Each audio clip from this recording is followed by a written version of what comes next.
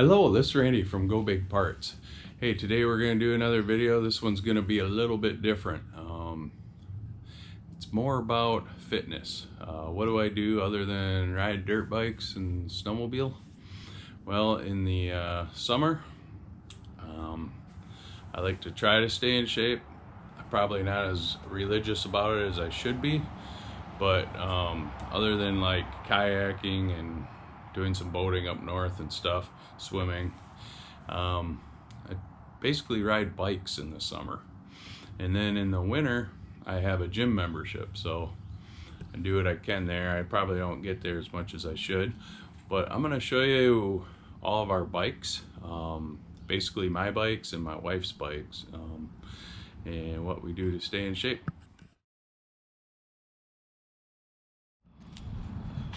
So first on the list is my wife's Trek 800.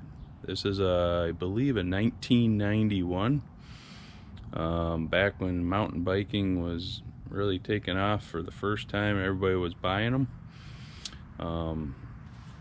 She bought it brand new and we still have it, so she'll use this bike for when we ride trails, basically off-road trails. There's a really nice trail probably 30 minutes north of here called Mosquito Creek. We ride that a lot, and then other ones in the area. Let's go to the next bike. All right, bike number 2. This is my wife's e-bike. It's a Gen 3. Unfortunately, the company went out of business. We bought this, I got it for her for Christmas, probably 2021. So kind of on the, during COVID. So these things were pretty popular and pretty expensive then. This is what I would call a Class 2. It's more of an in-town commuter, all-arounder type bike. It's not the big fat tire one. But that's great because if you're riding on the road, it's pretty efficient. We get about, well, because it's a class, I think all class 1 and 2s are regulated to 20 miles per hour. And you can get 40 miles plus out of this battery before it charges. So we use this for pavement. When I'm riding my pedal bike, she can be on this and keep up to me. Otherwise, on her analog bike, she's not keeping up to me. So in order for us to ride together, we decided to go with an e-bike. She only uses pedal assist on this one. It's got disc brakes. It's got the good hub motor that they put on all these Chinese bikes. But yeah, it's been great. It's a fun bike to ride. It's got lights. It does have a throttle right here, but like I said, she only rides it pedal assist. So if she's in assist level 3 or 4, and I'm flat out pedaling as fast as I can, she can keep up pretty good. Next bike. All right, this is my road bike. I would call this late 70s, early 80s. It's a Shogun 400, Japanese. This is back when 10 speeds were pretty popular. It goes way back. And there was another company they competed against called Takara. And this bike's old. It's lugged. It's got all the lugged frame. And I keep it around just in case. There was a time in the, I think it was the late 90s when Tour de France and Lance Armstrong were big, that I only rode this road bike. That was kind of my main ride. We did group rides with people, and that's what I rode. But now I hardly ever ride it. I just keep it. That's why it's all dusty. All right, this is the second mountain bike I ever purchased. It's early 90s. I think it's a 1991 Trek 7000 aluminum. So it's first aluminum frame I've owned. Look out, John Tomac. I mean, this is back in that era. So no suspension on it. It's pretty much original except for the seat. I've had to change out the shifters over the years. They got bad, so I put new ones on, and the tires I've replaced. So now I got smoothies in the center. I basically got this set up for paved bike paths. This is my fitness bike, basically. So this is what I ride on a daily basis on paved paths, and try to be in that zone 2 fitness level when I ride this. More distance, super comfortable bike, and I don't think you can find an early 90s mountain bike in better shape than this one. It's very clean. Next bike.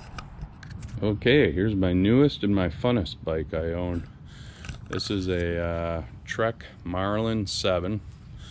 I bought this during COVID, and I think we ordered it in March.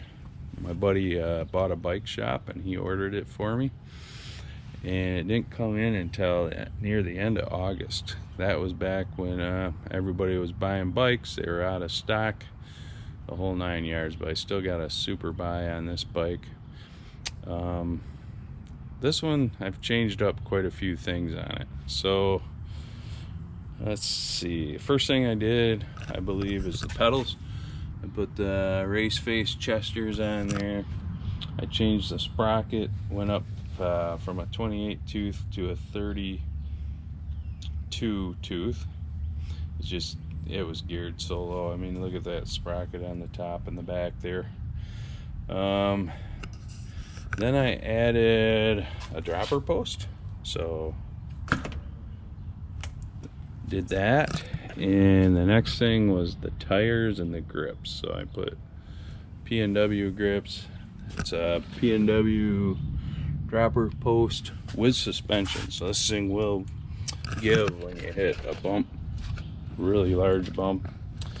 And then I took off the Maxxis Icon tires and put on the ground control, specialized ground control tires. Basically what I was going for there is more aggressive tread pattern and more width. I went from a 2.2 to a 2.4, and they look huge compared to what was on there, and there's not a lot of clearance left, so I'm about maxed out on tire size right now. This is a 29-inch bike. I use it for off-road. So whenever I'm on a trail or a mountain bike trail or park, anything dirt is when I ride this bike. That's why I said it's the most fun. So I can't think of anything else I've done to it. Guess I went with the ground control tires because they were the right price and they were still lightweight.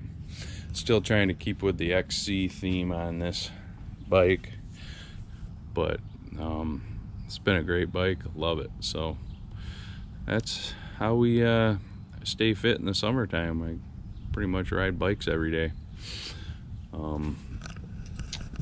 Down in the questions, let me know if you ride bikes. One thing I did notice was a lot of people that ride motorcycles have like, if they're into dirt bikes, they're into mountain bikes or e-mountain bikes, which I don't have one of those yet, but I'd like to get one at some point. So maybe we'll add one to the stable. My next bike's definitely going to be a e full suspension or just a full suspension pedal bike, because I do still feel the fitness is better when you're powering it by your own leg power, but they say you get a really good workout with the e-bike. So let me know your thoughts on that in the comments as well. We'll talk to you later.